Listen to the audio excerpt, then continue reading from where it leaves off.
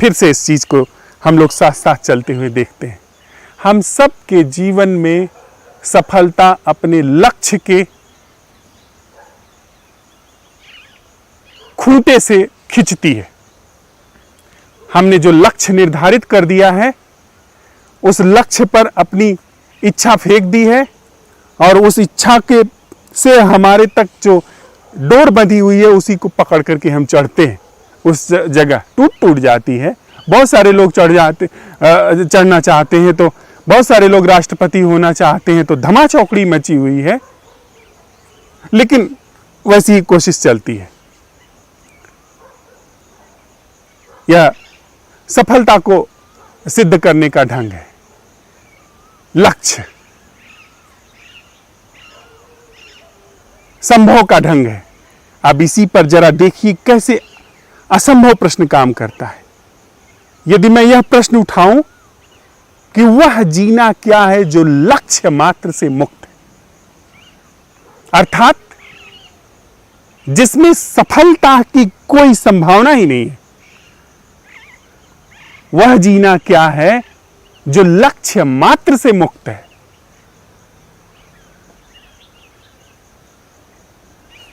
अगर इसमें मैं सफल हो गया, चूक गया, क्योंकि मैंने ऐसे जीवन का लक्ष्य बनाया जो कि सफलता मात्र से मुक्त है, और उस लक्ष्य को बना करके अगर मैं उसको पा गया, इसका मतलब मैं सफल हो गया। मैं सफल हो गया अर्थात वह जो सफलता से निर्मित होने वाला यह केंद्र है,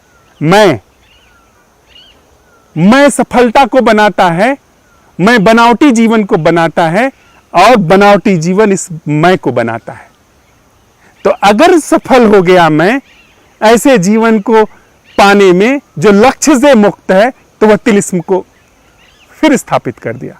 मैं बना हुआ हूं और मैंने ऐसे लक्ष्य को हासिल कर लिया जो कि लक्ष्य से मुक्त है, तो मैं धोखा खा गया, मैं अपने ही जाल में फिर फंस गया। पर मैंने यह सवाल उठाया कि वह जीना क्या है जो लक्ष्य मात्र से मुक्त है, जिसमें कोई लक्ष्य नहीं है, और उसका उत्तर कभी भी नहीं आता है। वह प्रश्न भरपूर रूप से विद्यमान है, उसका उत्तर आने की कोई संभावना ही नहीं है। वह प्रश्न असंभव प्रश्न है। लक्ष्य से मुक्त जीवन उद्घाटित हो गया। लक्ष्य से मुक्त जीवन वही अस्तित्वमान हो गया।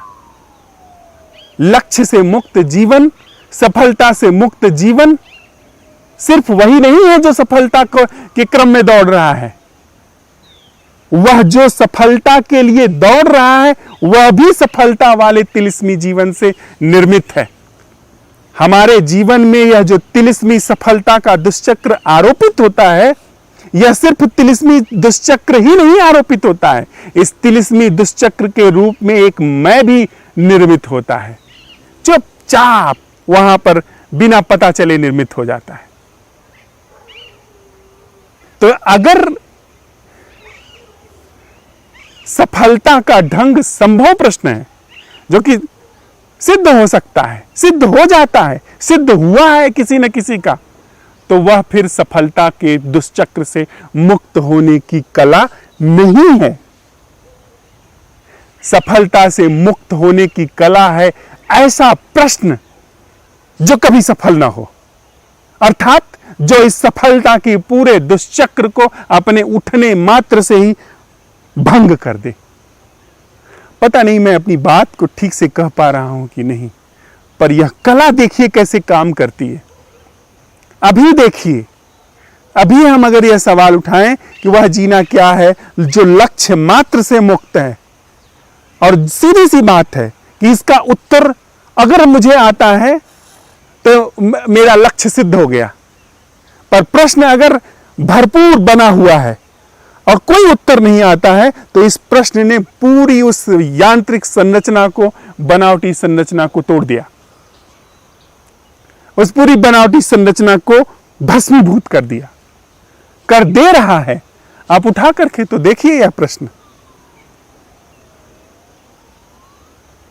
यह प्रश्न अनूठी कीमिया है जो दुख की, भ्रम की सारी संरचना को एक मुश्त रूप से दग्ध कर सकता है। इस कला को हम लोग साथ साथ चलते हुए सीख रहे हैं। अर्थात हमारा जो अन्वेषण के लिए अब प्रश्न है साथ साथ चलते हुए अपने भीतर, वह है कि वह जीना कहीं बाहर नहीं, कहीं सपनों में नहीं, कहीं मन की प्रक्षेपणों में नहीं, मन के लक्ष्यों में नहीं,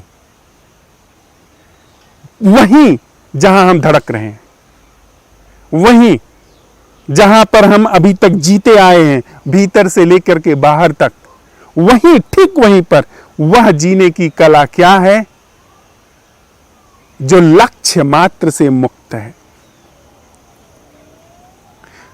वह संबंध क्या है जिसका कोई लक्ष्य नहीं है,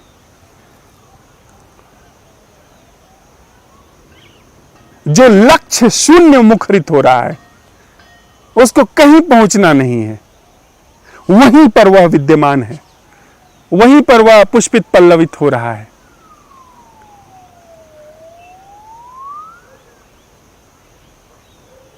हम लोगों ने साथ साथ चलते हुए प्रश्न की कला को सीखा है। प्रश्न की कला कैसे काम करती है? हमने अब तक प्रश्न उठाए हैं दूसरों से। मन भी दूसरा है। मन ज्ञान के माध्यम से चलता है और ज्ञान संचय वह या तो स्मृति से आता है, याददाश्त से। याददाश्त जीवन से अलग है। याददाश्त उन चीजों का संचय है जो चीजें गुजर चुकी हैं, जो चीजें बीत चुकी हैं। तो हम सवाल उठाते हैं अपनी बुद्धि से, हम सवाल उठाते हैं किताबों से, दूसरे से, लेकिन प्रश्न उठाना, खुद से प्रश्न उठाना क्या है? यानी खुद के भीतर झांकना, खुद के भीतर तोड़ना उन परतों को जिन पर हम अब तक तथाकथित रूप से जीते आए हैं, वह क्या है? अगर हम उसमें प्रवेश करें तो पाएंगे कि हम जब सवाल उठाते हैं तो जो अभी तक परत है वह टूट जाती है। अगर झूठी है तो टूट जाती है।